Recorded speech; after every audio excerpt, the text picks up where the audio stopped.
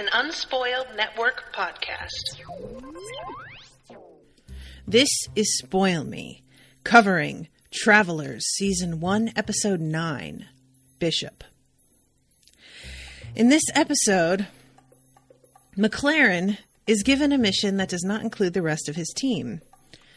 It turns out that somebody has started messing around in the events of his life, and it has thrown off the passenger manifest.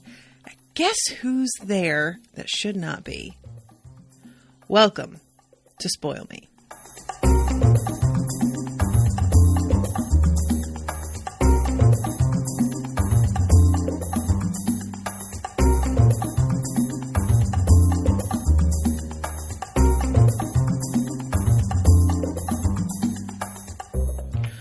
Welcome to the show, everybody. I am Natasha. First of all, huge thanks to Karyn for commissioning this episode. I'm used to these episodes being somewhat farther apart, and I didn't even check to see when the next one was after I finished the last one, and I was really excited when I checked my schedule and saw that I had another one. Because I had just watched this episode a few days ago, because I usually watch them right after I finish the previous episode, just out of curiosity on what's going to happen next. And I was really glad that I get to record on it pretty soon. So I watched it again last night. Agnes is here. Hi, Agnes. This episode is really, really interesting. Guys, this is what I really have been enjoying about this show so far is that they do have it's when I say case of the week, I feel like in the past I've used that term sort of derisively. That's my oftentimes code for being oh yeah, you're just going to have a stupid thing happen every week that we have to deal with that I don't really care about. But what I mean here is that they still have missions happening. It's not like they are not actually having to follow Protocol 5 and just live their lives with no missions. But because their main mission is complete and the other missions just sort of trickle in as they do, this causes the thrust of the plot to be sort of up in the air, which means that the writers get to kind of explore all of the stuff that I have been wondering about throughout the show. It sort of feels like they are writing tiny fan fictions for me, but it's actually related to the case of the week when it happens. So, last week it was this mission that they were all supposed to be on, and then this guy goes rogue and decides to betray everybody, which I had wondered, does anybody just come into the past and just kind of decide oh, I'm going to duck and run because this is way better than where I came from? And this episode, I had been wondering, what happens if somebody starts to really figure it out? I don't think it's likely that anybody will figure it out, because what an insane thing, what pieces you have to put together. But McClaren's wife is sitting there watching this dude get taken over and report in with a number. She walks by somebody on the plane telling McClaren that he is off mission, and then their head just drops. There is no way to explain to her what has happened here without the explanation seeming just as ludicrous. Or the other option that's left is to gaslight her and act like she imagined these things, that what's going on isn't really what's going on. I mean, I guess McClaren could say he works for the FBI and there's some technology and some stuff that she isn't even aware of that they can do now. And maybe she buys that. I don't know. But even if she does, that still leaves him pretty vulnerable. And I'm really worried now about what's going to happen to her, because I feel like the director is going to want her killed. I feel like they're going to think she is a weakness and that she needs to be got out of the way. And McClaren is not going to be cool with that. This might be this mission, the fact that she was at risk, is the first time that he has willingly broken protocols himself. In the past, when they have helped this kid that was abducted, that was Philip lying about what the mission was and, you know, moving shit around in order to get them to do things that he thought was right. McClaren unwittingly participated in that. This time, McClaren decided to go off script. And if he was willing to do it to save his wife's life in the plane crash, I don't see any reason why he doesn't go even further off script if he is ordered to actually murder her. This remains a risk, nevertheless, because he may not be the one assigned to do it. They must be aware, has grown attached enough to her that he wouldn't be willing, and so they may assign a whole other team to do it. That sucks. Like, I'm just, she's unwittingly caught in the crossfire here due to her genuine affection for a man that is gone. And it's just like there are so many layers of sad reality to this, so many pieces of it that are absolutely not her fault, that are her reacting in honestly a pretty rational way. And seeing the way that she's going to be sort of like maybe taken apart because of this, it's really hard to sit by and like see this beginning to happen. I'm worried about it. So Anya says, couldn't find where the show is based exactly. It's supposed to be a middle-sized Northwest U.S. city, I think. I noticed that McClaren had a Washington ID, but was it Washington State or Washington, D.C.? Anyway, I was wondering how David could afford such a nice apartment on a social worker pay. Agnes, that is a fair question. This is one of those things that you just have to be like, generational wealth. He inherited it. Like shows like this, they never make sense with that kind of thing. I mean, I'm sure FBI agents make pretty decent money, but I still don't necessarily believe that McClaren could afford the house that he's in either with what he makes. And like, maybe his wife makes great money doing her furniture refinishing. What do I know? But it doesn't sound like a lucrative job to me. It sounds like a hobby job that like you make some money off of it, but you really do it because you love it. And, I don't know. Maybe that's also a side gig for her. Maybe there's a whole other thing she does. I don't know. But yeah, there are plenty of things like this sort of, I honestly got the vibe from where they are filming that I got from Orphan Black, which is to say it feels like Ontario, or someplace in Canada, like that is where they are actually doing the filming. As far as where it's supposed to be set, Chicago, maybe? I don't know. It doesn't feel like the coast anyway. It doesn't feel like either one of the coasts. So yeah. Oh yeah. But you said Northwest. So, yeah, it was shot in Canada. Oh, all right. I got that right. You guys should, if you listen to the, Orphan Black episodes, you know that Owen and I really were like puzzling over where the hell it could be shot. And I was like, it looks like the US, but there's something off about it. And somebody wrote him was like, Canada, guys, hello. I was like, right, Canada exists. So we open with a pretty interesting scene. It's a wife and husband jogging, and they are a obviously very upper middle class white couple. You can tell by the clothes that they are wearing, by the neighborhood that they are jogging in. Everything about this screams people with free time and money. And he gets a call and is taking the call, and he's talking about getting some law passed to get a pipeline built.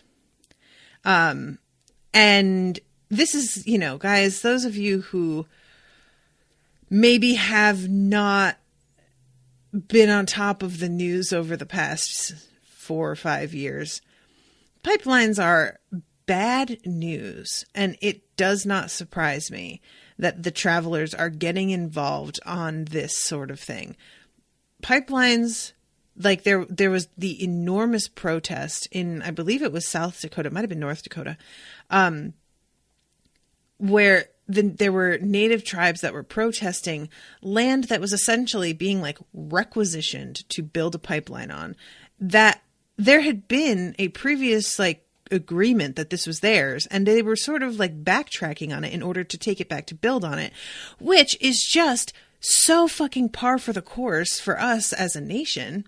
And then these people who claimed that you guys are overreacting, there's no danger, it's going to be extremely safe, that fucking pipeline broke, I believe, earlier in 2019. I think it was somewhere in like August. So yeah, the exact thing that everybody said was going to happen, which was why they didn't want to do it, happened. Wow, amazing. Who could have seen that coming? So when I see that they are like, this is a dude who is talking about, he always blusters about ethics and whatnot, but you'll see, we'll get that pipeline built. We'll be out of that conference by noon and still make our tea time. You watch. I can't even be mad at the fact that she kills this guy because he represents literally everything I hate about our world at large. When she puts that rag over his face and just shoves him off the side of the bridge, I was low-key like, yes! Because, like, fuck this dude. Fuck him forever. So, yeah, he says something about this exercise is going to kill me. And she's, like, pulling out a rag and wiping his face. And she says, don't be silly. That isn't going to be what kills you. And he looks at her and she just puts it over his face and shoves him over. Guys, honestly, that was a pretty chilling line. Like, I really liked it. And then you see her like look over the edge and sort of pause and then begin to like scream, help! Oh my God, somebody! And I really wonder what they are going to make of his death, because it could go any number of ways. Like, they had the funeral, but then when McClaren is on the flight where one of the congressmen who had been at the funeral has just gotten on, he asks McClaren, are your people handling this? So they obviously feel like it must be like foul play. She was the only one there. How much will they believe her word? Or will they think that she had a hand in it? And, you know, they won't know that she's a traveler, but they might just think she killed her husband. That happens. So yeah, I'm just deeply curious about what's going to happen with this particular storyline. So we have another scene between Marcy, right, and David. David is the sweetest little cinnamon roll that ever lived, and I love him so much. Also, he's just got this like sort of sexiness to him, even though he's like so lovable that he is unaware of, and I'm just like, I just kind of want to climb him like a tree. David tells her he can't do this anymore, and he doesn't really like get specific about what he means, but he starts to say, like, you know, pretending that we're something we're not. We keep saying it's platonic, but if I'm being honest with myself, I just think, and she's like smiling because she thinks that he's about to be like, I really care about you, I really want to be with you, but instead he's like, I think you should find your own place. And she's obviously pretty startled at the way that goes down. And she realizes that he is like sort of suffering here. And she winds up agreeing to leave, but she wants to like speed up what he was expecting. So he tells her that she should get her own place, but he kind of like wants her to do that in about 3 or 4 days, maybe start looking. He has an idea of this like slow timeline where he gets to like maybe say goodbye to her. And instead she says that she can find someplace else to stay tonight. And he is just not ready for that. I don't know if you guys have ever like had this happen to you, but it is a really double-edged sword when you like get what you want. And you can think you know what you want, and then as it starts to happen, you're like, I'm still pretty sure that this is for the best, but I'll be damned if I'm not having like sincere doubts right now. So there comes a few scenes later where he's like put out 2 mugs to pour them each coffee in the morning, and he has to remember and put one of the mugs back, things like that. And it's obvious that he is deeply struggling with the fact that she isn't there anymore. And she has to go to Philip to get help with whatever it is, I can't even remember like the procedure, but you know, it's one of these like minor surgical things. And he is not as kind of deft with it as David was. And I really enjoyed Philip in that scene, actually, because he says like, hey, I'm really sorry. Like, we both got put into bodies that really weren't what we were told they were going to be. But I have been so wrapped up in my own shit that despite the fact you're going through the same thing, I have not appreciated that. And I have sort of left you on your own to like deal with it by yourself. And I feel really shitty about that. And Marcy's like, hey, look, you came in to a body that also had no support system. I at least have David, and he has been really good to me. So don't worry too much about it, because I have had at least somebody. And I appreciate that. But I liked Philip acknowledging that, because they are kind of both in the same boat, and he hasn't really checked up on her at all. So, and as it turns out, she goes to see David again because he had asked her, you know, if she wanted to pick up her stuff, if she wanted to take any of his things. Like, there's a piece of him that is clearly trying to maintain some sort of connection with her, even though she's going to move out. And this is part of why he's like offering her his own stuff. It doesn't really like logically make sense, because how would that be a connection? If she chooses to just take your stuff and disappear, she can still do that. But there is a sort of like, it does sort of make sense in terms of the way our brains work. Like, you could see David giving her a couple of like appliances or something, and then finding an excuse to call her up and be like, I just wanted to check and see how that Instant Pot's working out for you. And you like it? I have a few recipes if you'd be interested. And like using this to maintain something, you know? And this is when she tells him that this has been really hard for her. And he thinks that she means because she feels the same way. She says, I'm dying. And he is like, because you feel the same way. And she's like, I do feel the same way, but that's not what I meant. And I loved his acting in that scene. Like, he grabs her and hugs her and is just like holding her and saying, this is way too fucking much. Which, yeah, that's fair. That is absolutely the right thing to say, I think. And he also was like, and I can't believe that you weren't going to tell me. Do you have any idea what it would do to me if I found out that you died after I kicked you out? Are you kidding me? Like, yeah. I mean, forget it. He would have just been, that's the kind of thing that stays with you for life. For life, guys. When you care about a person and you don't know the whole story, and then you find out part of it, like, forget it. He would never have recovered from that. But yeah, so they kiss. It's not platonic anymore. Guess what? Hey. I mean, all of us knew that it wasn't really, but I am delighted to see that this is finally actually like the two of them being honest with each other about how they feel about one another. Also, I just need to say again, Marcy is like so pretty. Like, she's so pretty. She's just, I'm aware she probably gets lip fillers. She probably has false eyelashes, all of this, but like, that can only do so much. She is just really pretty. And she's got these like blue eyes, and the camera loves those eyes. They keep on zooming in on them, you know, big soulful peepers. So let's go back to poor fucking Carly. Oh, guys, this fucking scene. Before we see what's going on with Carly, like, because Carly, she has been given a job interview, and the guy is like, well, not to be sexist, but can you lift this bag? Which is so funny because she is just so strong and he has no idea. But, because guys, look, it's not sexist to ask if somebody can lift something. It is sexist to assume that because she's a woman, like, women have less upper body strength. I have met plenty of dudes who could also not lift a 50-pound bag. It just ask her the question and don't frame it like, well, don't be offended, okay? You could just ask me the thing. I mean, if you're asking me and you wouldn't even think to ask a male that you were hiring, that is sexist.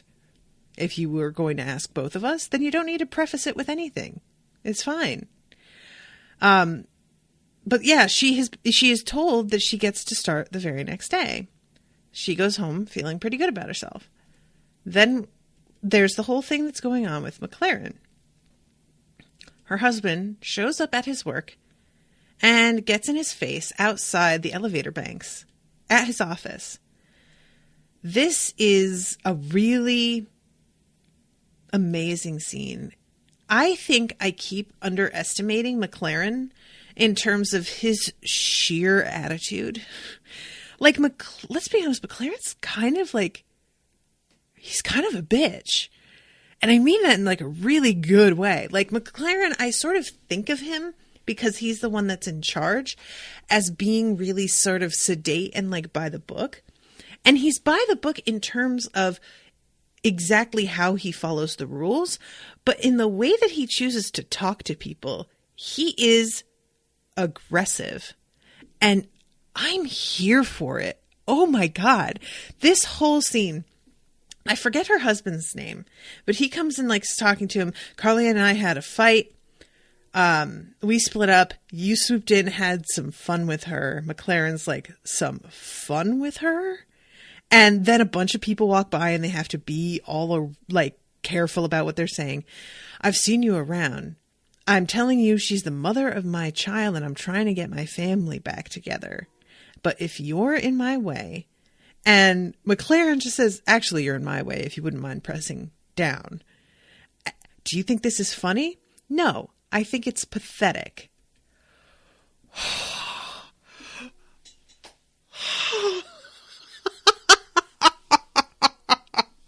Oh my God, if that isn't the best response. No, I think it's pathetic. Fuck.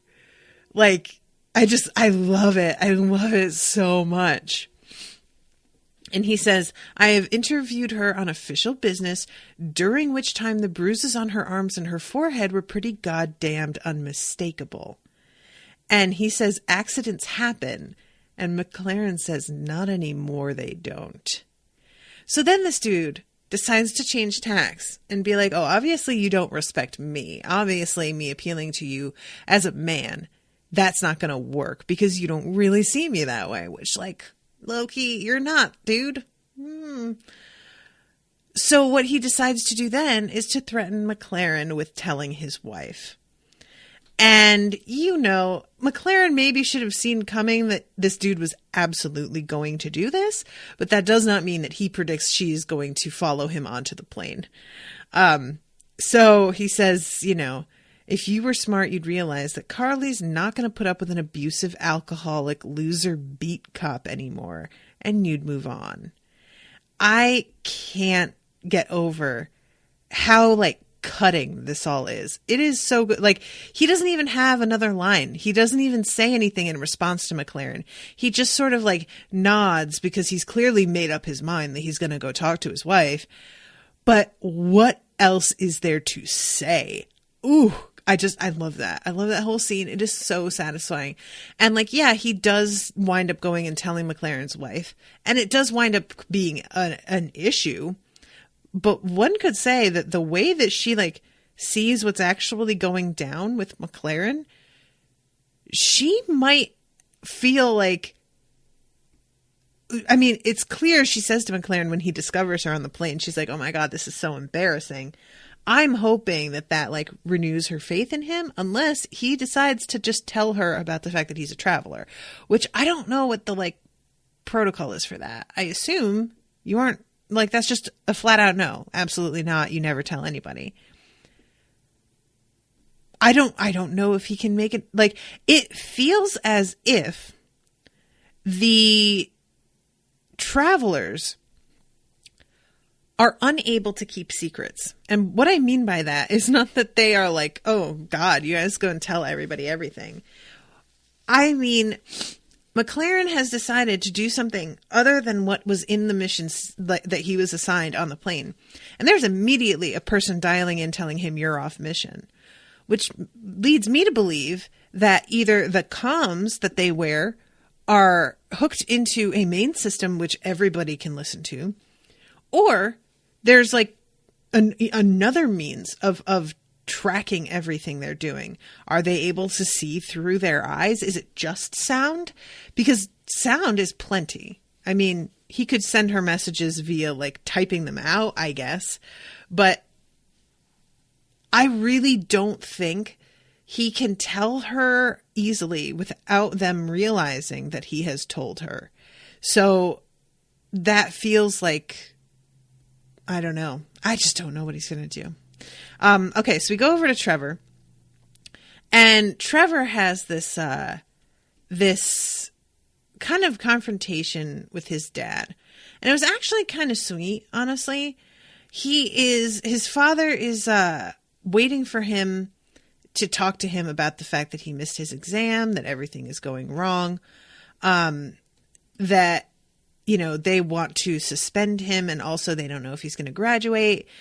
And what's so like painful about this is we know how like Trevor has prioritized actually doing his schoolwork and stuff, but the missions keep derailing that. So it looks like he's doing even worse than it looked before.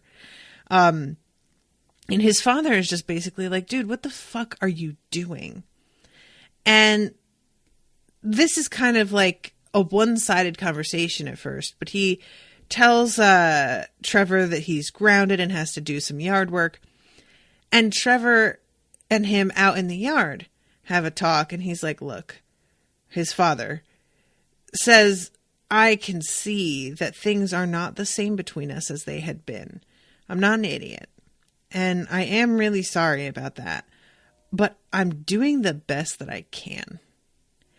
And this is a conversation that I wish more parents would have with their kids.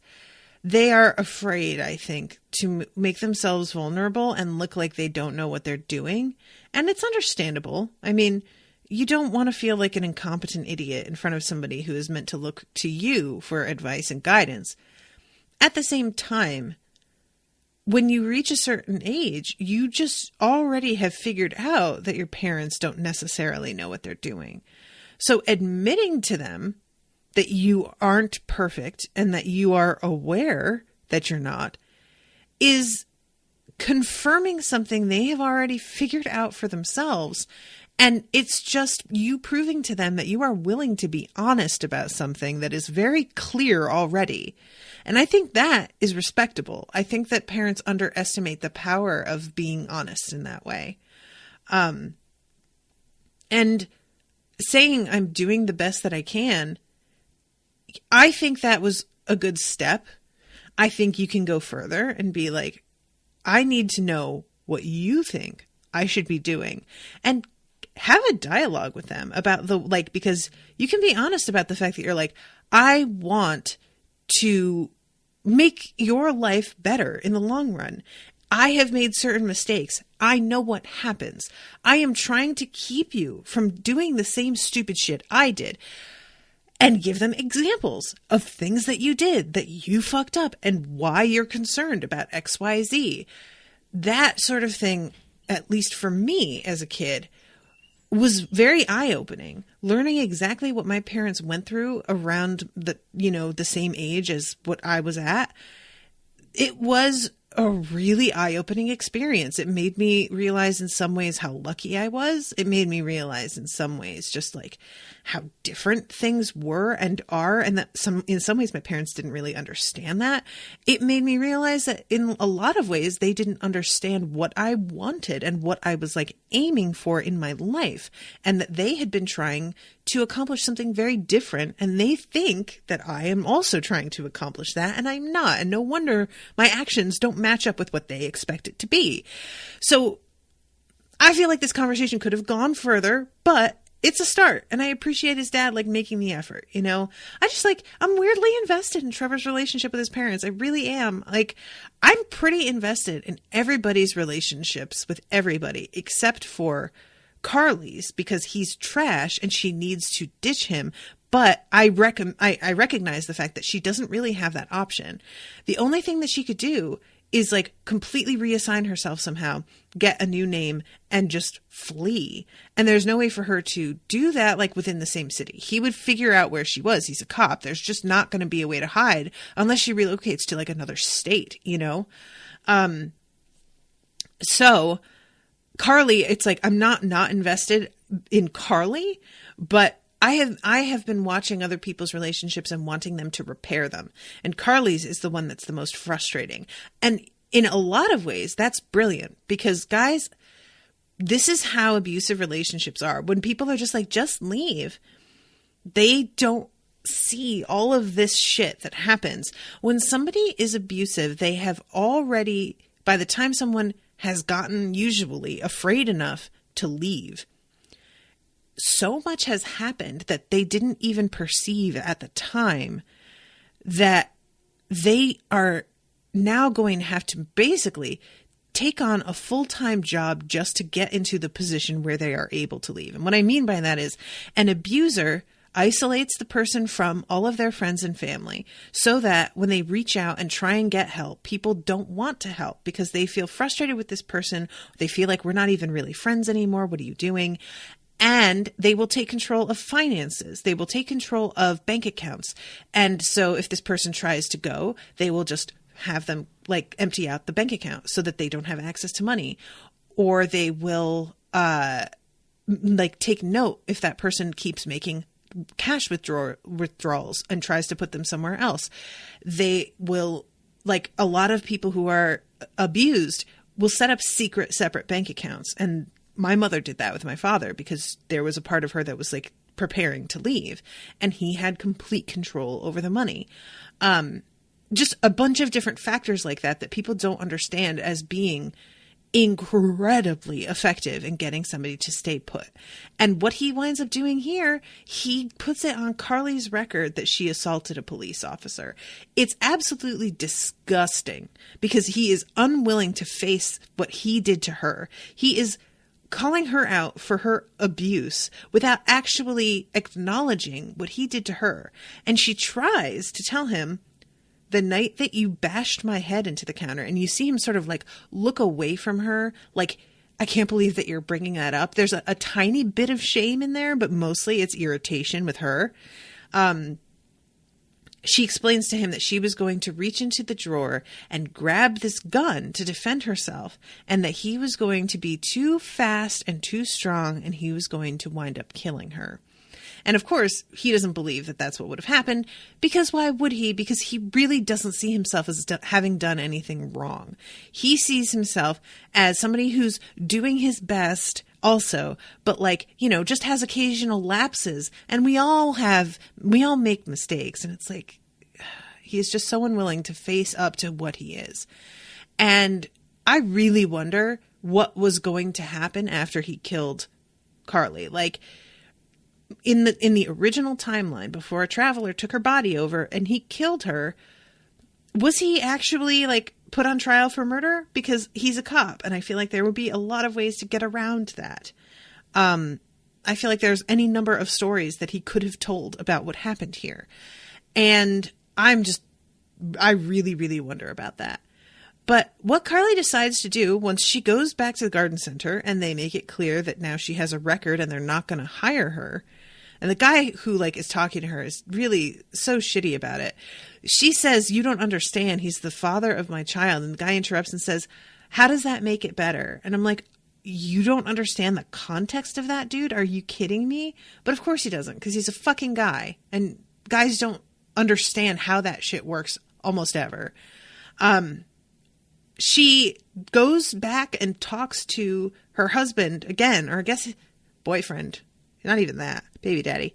And she gives him their son and is like, you need to watch him. If you want to like start repairing our relationship, this is your chance. I have job interviews that I need to go on. So spend some time with him. And at first he's resistant and it's just like, I can't babysit every time you have to do XYZ. And she's like, this is the chance that you have been asking me for. Take it. So he's like, okay. And he takes his kid. I feel like this is her lulling him into a false sense of security. I hope. Because, I mean, Carly has to know, and the traveler has to know, that an abuser is an abuser. He's not going to just change his stripes, that he's telling her what abusers always tell the people that they abuse, which is, I am so sorry. I have learned my lesson. I didn't mean it. I was acting out of character. I will never do it again. I swear I understand and I feel terrible. I feel so guilty. I swear. It's always horseshit. Absolutely 100% garbage. And I feel that she is aware of that. So she has decided that the path of least resistance is to behave as if she is willing to let him fix things. And she is going to sort of trap him, I bet, into fucking up. Because she needs to be able to prove that he's doing what he's doing to her. And as of right now, he has managed to screw her over in such in ways that there is a degree of removal from, that he has plausible deniability. He can explain them away and people will choose to believe them. She needs to get him positioned so that if something else happens, there is no denial that he can make that will make sense. So I'm hoping that's her ultimate plan. I don't know what that looks like, but she might not either. She might be realizing, I have to kind of play nice with him and wait for my opening. I don't know what it'll be. I don't know when it'll be. She may not have a comprehensive plan, but I think she's aware that's the way this is going to have to play out, because otherwise he's too good and being a cop has too much power and there's not a lot she can do. All right, so McClaren goes back to his car and he finds this strange black box on the seat of his car. And I thought at first when he reaches in, I didn't realize until you get a closer look at it and you see that there's it seems like there's no ports on it. There's nothing to open. At first I thought it was like a VHS tape and I was like, really? Are we doing that? But because I was like, it's a VHS tape and Carly's husband has taken video of the two of you sleeping together. And I don't even they have, right? They have actually slept together in the bodies that they have now. I'm pretty sure. But no, that is not it. It turns out McClaren doesn't even know what it is. And he brings it to Philip and Philip can't figure out what it is. Philip, for his part, he is not doing great. He is sweating. He is shaking. His mind is all a mess. And he keeps on talking about, maybe I can... No, shit. And then he says, if I can use it... No, that's stupid too. He keeps being really hard on himself. And McClaren is like, dude, if you need to use some to function properly, I understand. Go ahead. And Philip is like, no, I need to give it a few more hours. What he's doing, he's trying to not go cold turkey. He is trying to stretch out the amount of time between each usage slightly more every day so that he doesn't go into detox and die. It will literally kill you if you go cold turkey on some things. But also that he will be able to keep pushing it until eventually he's off it. It's a tried method. I mean, it's something that has worked. It's just, it takes a lot of discipline. And I feel for Philip, being stuck in this body that he didn't agree to this in the first place. And he has to just force it to do things. Bodies are tough, guys. We can talk about them as if they're machines all we want. And well, we know that this works and that works. So just do this and that and you'll feel better.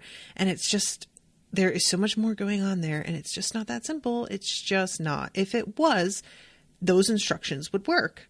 But guess what? So yeah, he's talking about his friend Ray and how he's been taking him to the Narcotics Anonymous meetings, NARCS meetings. So McClaren is a little startled that he has a friend, but I actually was like, oh, all right. Like he isn't.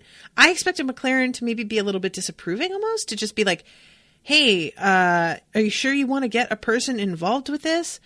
But seems to be like encouraging about it. I just liked that. So they do all kinds of like scans. It's all lined, it turns out, on the inside with lead.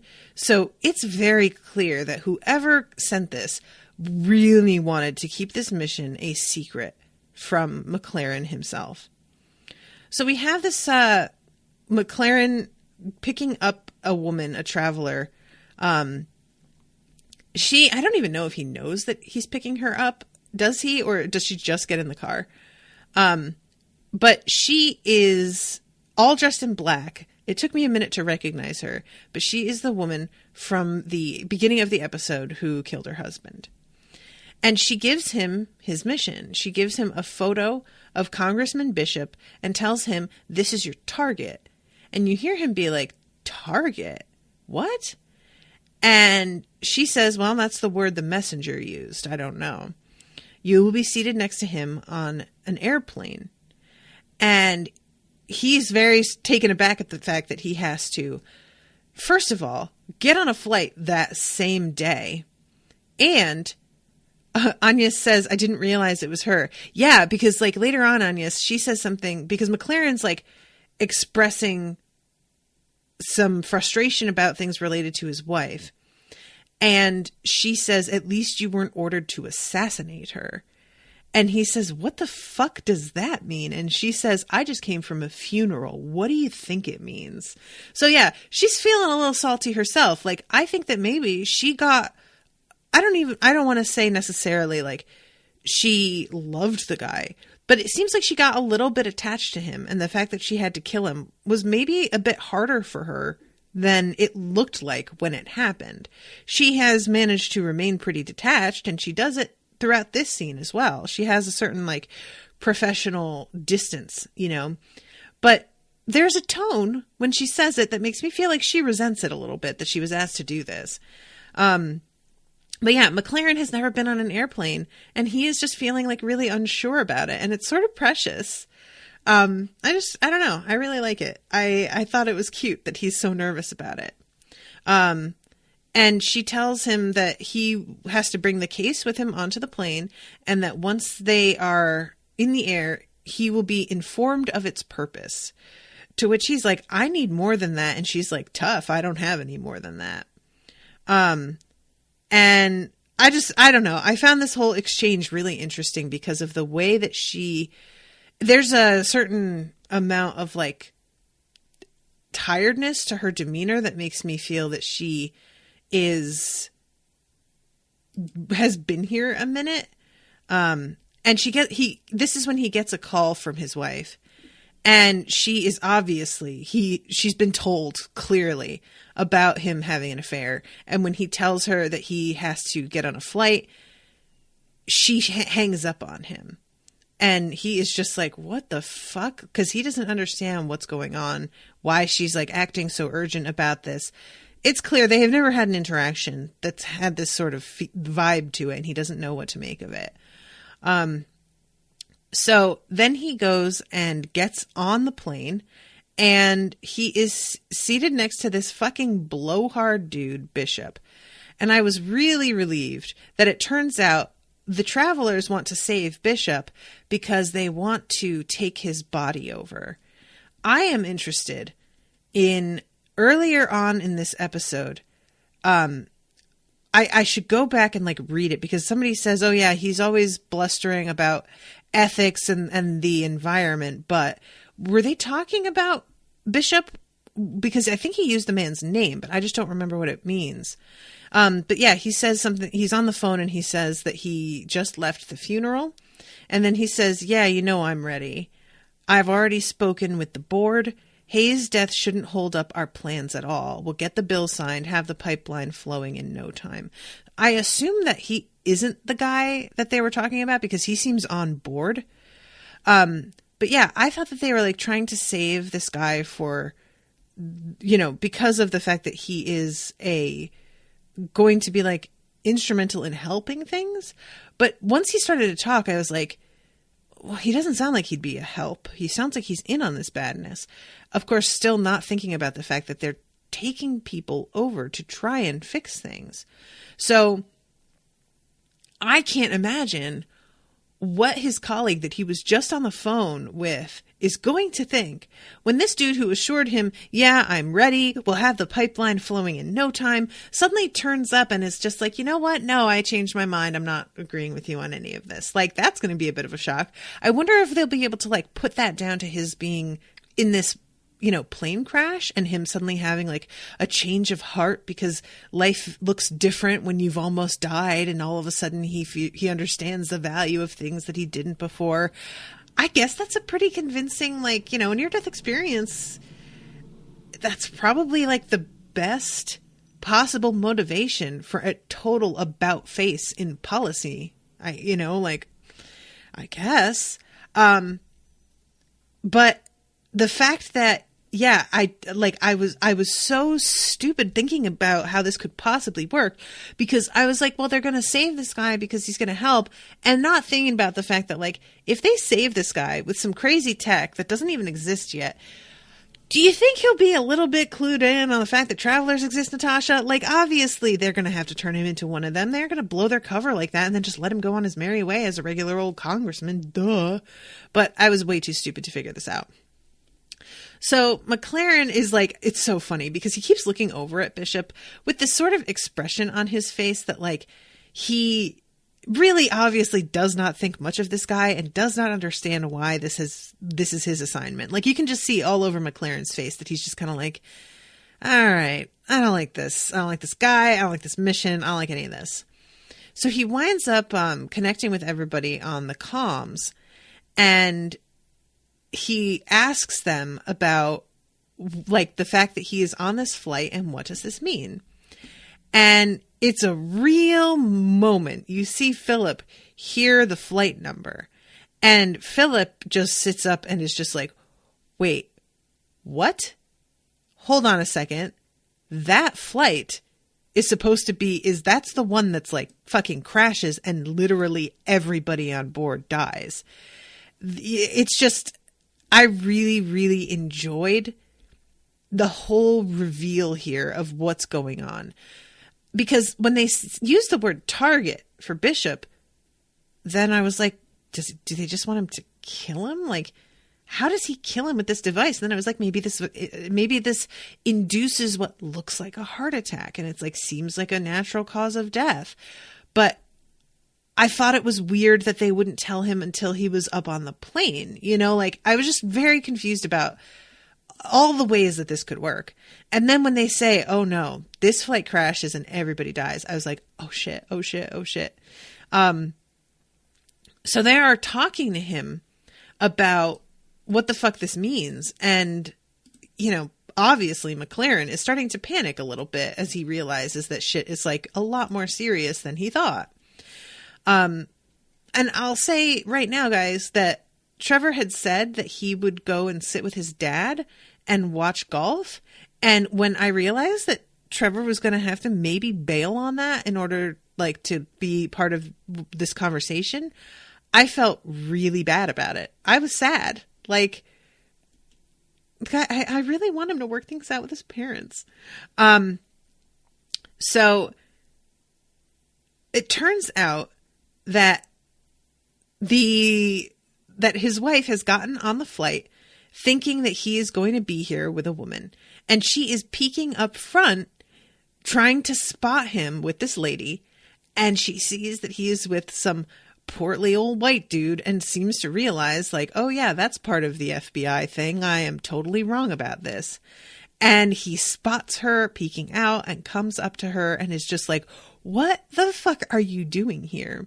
And that's when she says, this is so embarrassing. I thought I was going to find you on here with another woman. And he is just like, oh, God damn it. And as they're talking, they hit some pretty intense turbulence.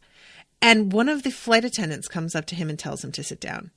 Now, guys, here comes one of my favorite lines of this entire show. Maybe any show.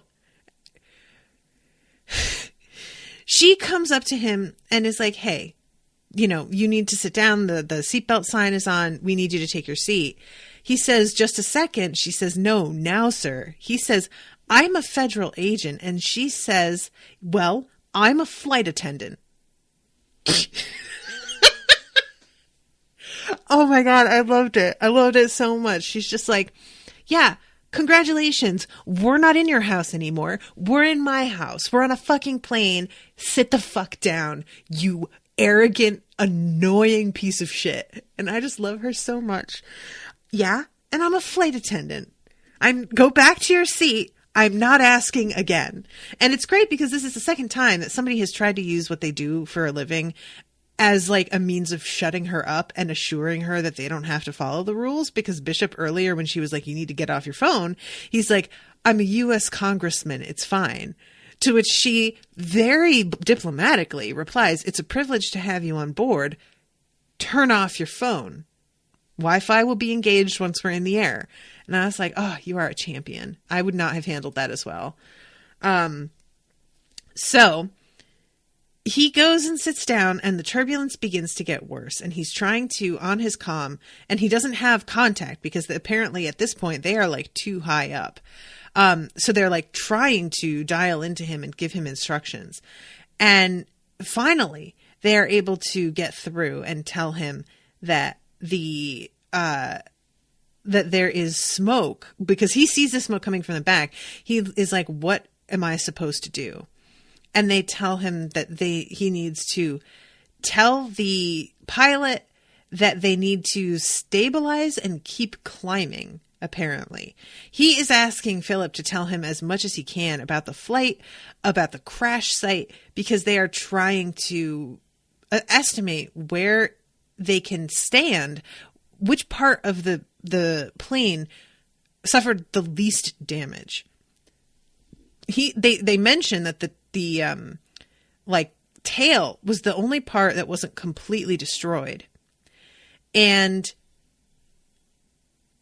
this leads McClaren to be like, oh, okay, so if we're in the tail, maybe we can survive. To which everybody is immediately like, no, that is not what we said. And I just could not stop laughing. Like, they didn't even want to tell him. You can see it on their faces that they were like hesitant to even say it because they knew he would take it like that. And that is not the same thing. But he is not hearing them because he is determined to try and save his wife. And as far as he is concerned, he'll die. But like, he is not going to just let her die because she happens to be another, what's the word? I'm trying to think of the word I want. Collateral damage. That's what I want. Yeah, he is not going to allow that. So here comes the part where he has to convince this fucking congressman to listen to him. And the thing is that he has figured out exactly what this box does. Apparently, it creates a stasis field, which means that it will like keep him and one other person safe in the crash.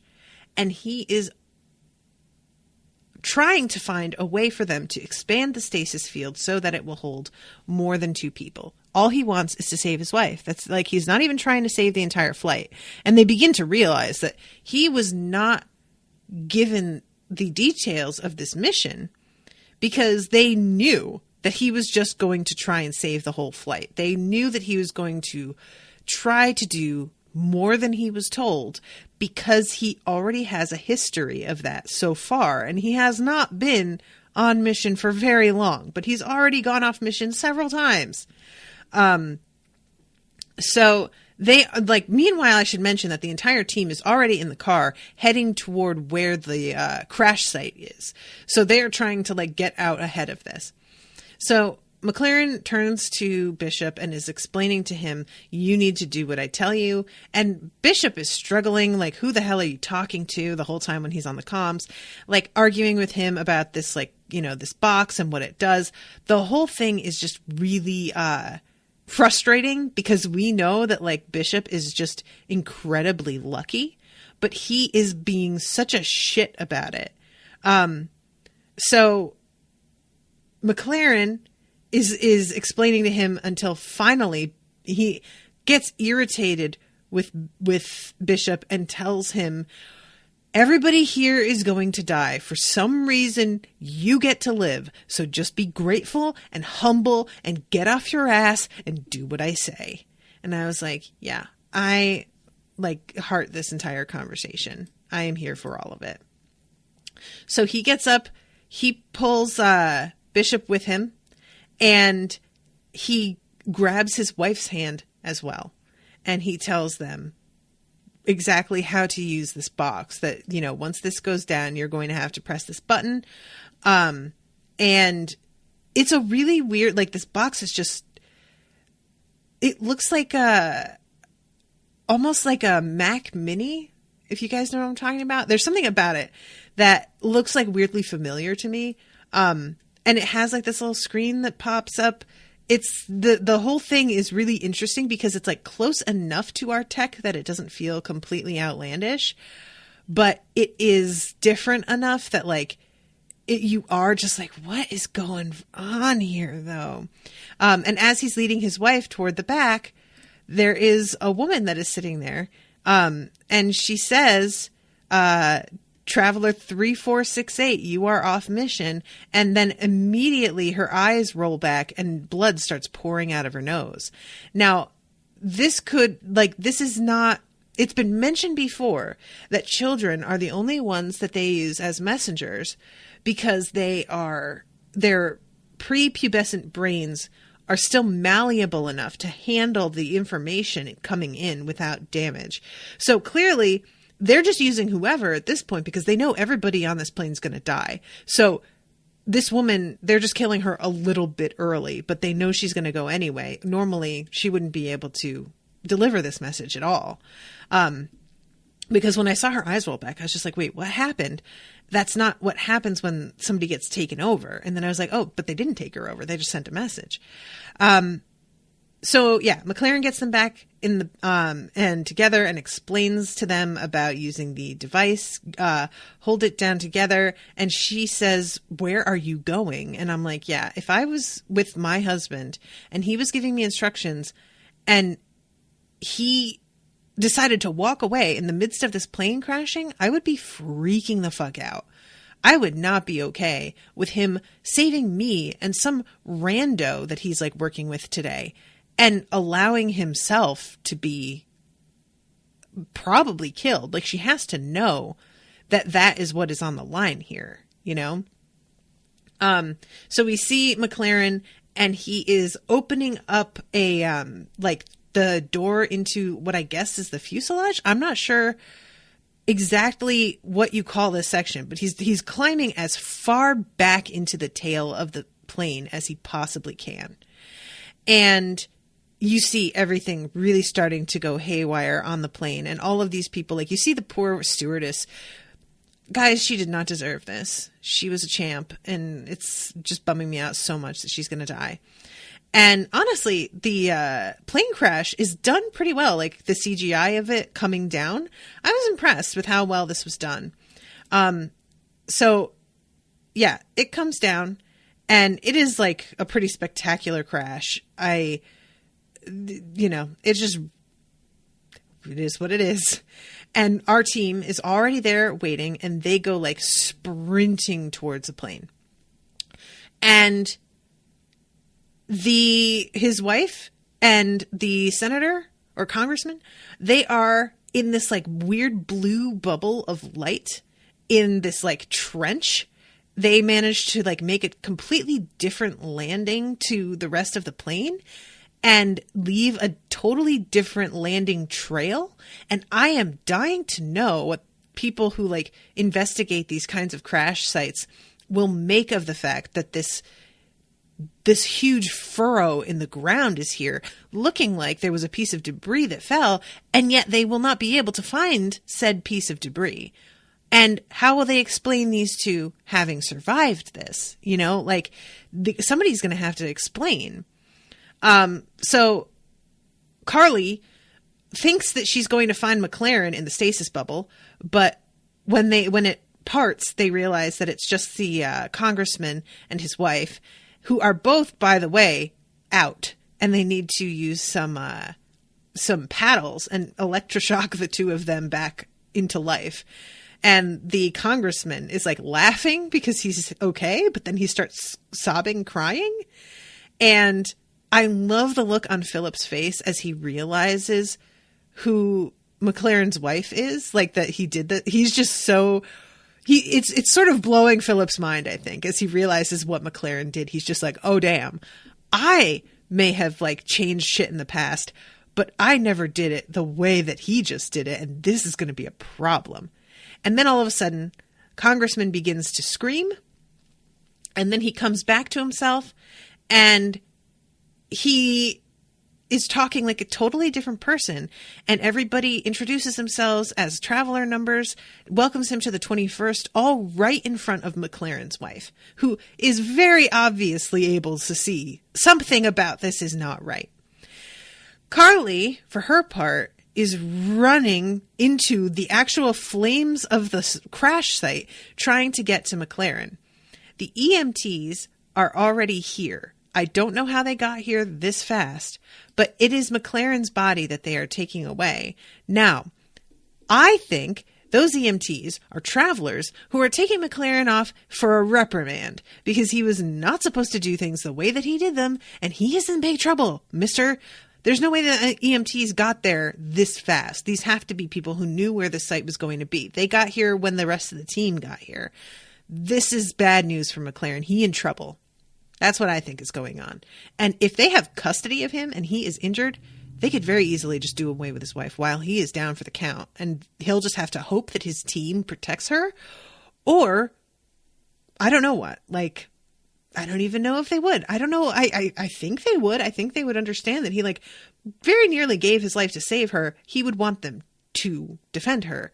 But that may not, like, they may just be like, you should not have done this in the first place, dude. What are you doing? So...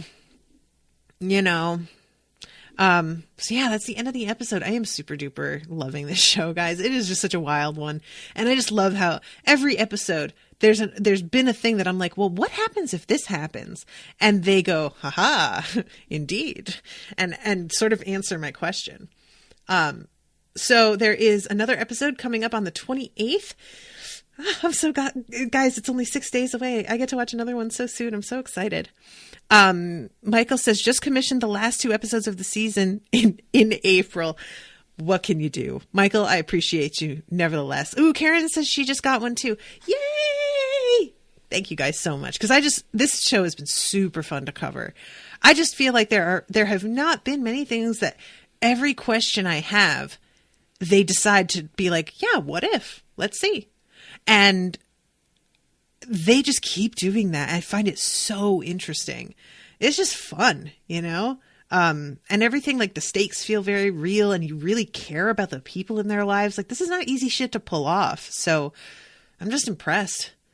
All right. So yay. We've got more episodes coming, guys. I'm so excited. Thank you. All right. Well, everybody, I will see you on the 28th for episode 10.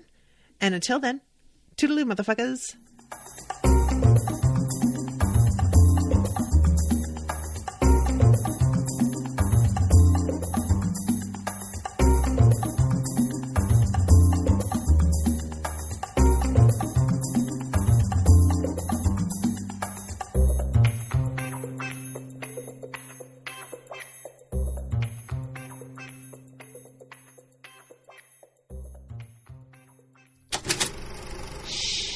That was an Unspoiled Network podcast.